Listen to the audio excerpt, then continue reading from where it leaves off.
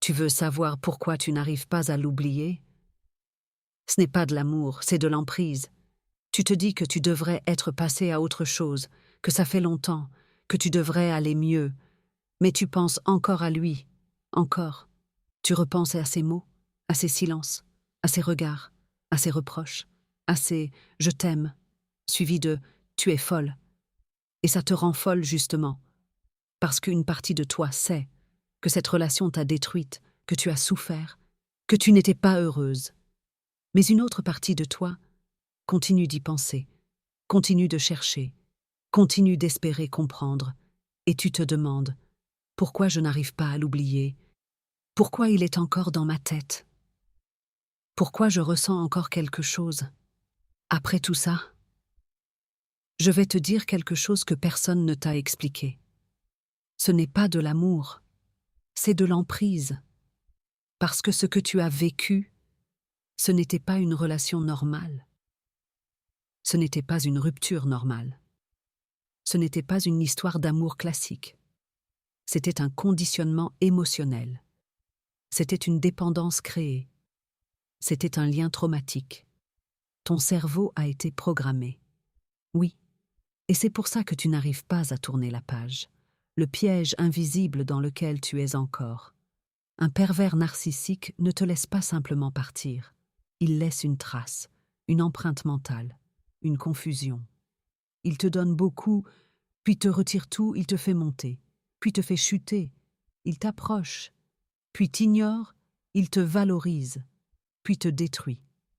Et ton cerveau, il s'accroche, parce qu'il cherche à comprendre. Ton cerveau déteste l'incohérence, donc il boucle, encore, et encore. Pourquoi il était comme ça? Est-ce que c'était vrai au début? Est-ce qu'il m'a déjà aimé?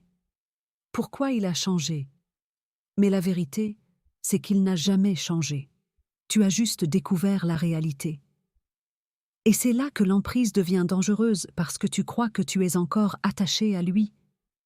Mais en réalité, tu es attaché à la compréhension. Tu es attaché aux réponses.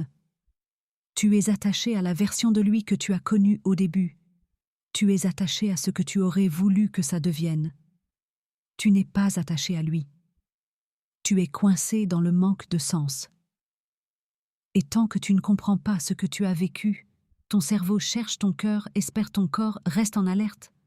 C'est exactement ce que vivent les femmes de ta communauté. Insomnie, anxiété, rumination constante. Mais pourquoi je pense encore à lui alors que je sais que c'était toxique? Parce que ton système nerveux est encore lié à lui. Tu as été conditionné à attendre, à espérer, à te remettre en question, à chercher son approbation.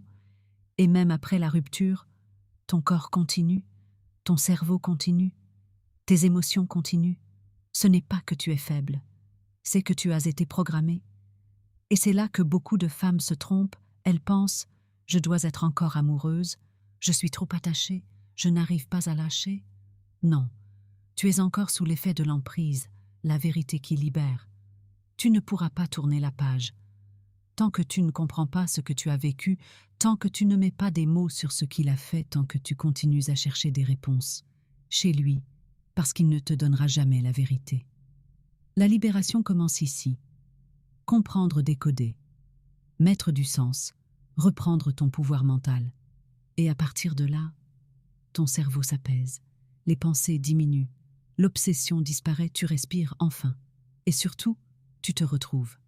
Parce que là, aujourd'hui, tu es fatigué, tu doutes encore, tu ressasses, tu te sens bloqué. Mais ce n'est pas ta finalité. Tu es juste dans une phase de décompression après un trauma invisible. Dis-moi en commentaire, je comprends. Si tu réalises que ce n'est pas de l'amour, mais de l'emprise. Et abonne-toi, parce qu'ici, tu vas enfin comprendre, tu vas arrêter de douter, tu vas reprendre ton pouvoir. Et surtout, tu ne resteras plus seul avec ça.